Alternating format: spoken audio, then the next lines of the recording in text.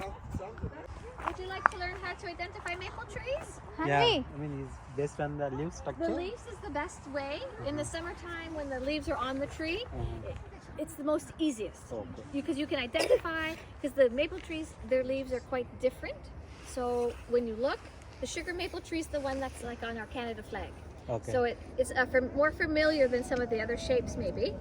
And in the winter time when the leaves are off the tree and the ground is snow covered, you have to look at the other features of the tree to figure out which tree is maple.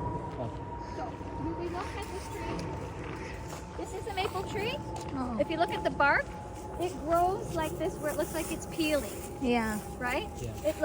It's all got cracks and it's got crevices. This is how it grows. This is a healthy tree.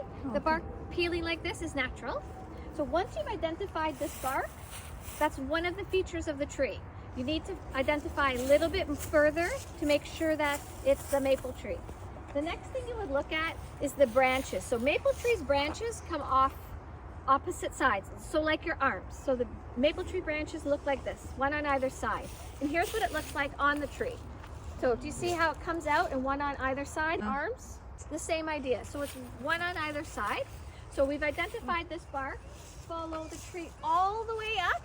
Look at the branches toward the end, and you're looking for that opposite sides like your arms.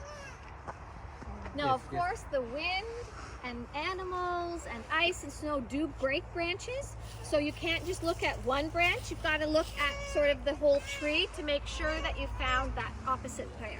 So, yes, the tree has gray bark that's peeling and cracked.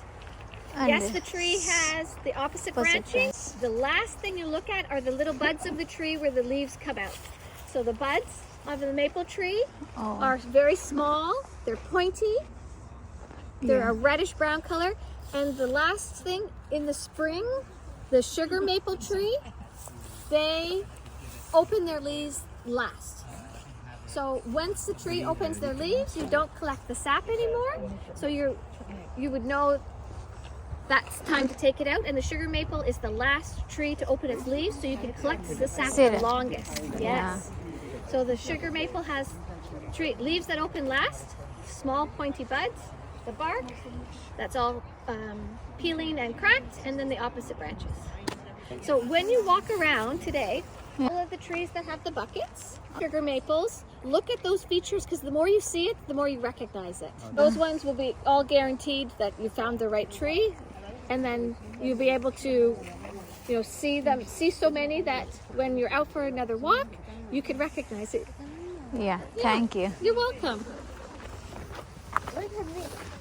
Hanika?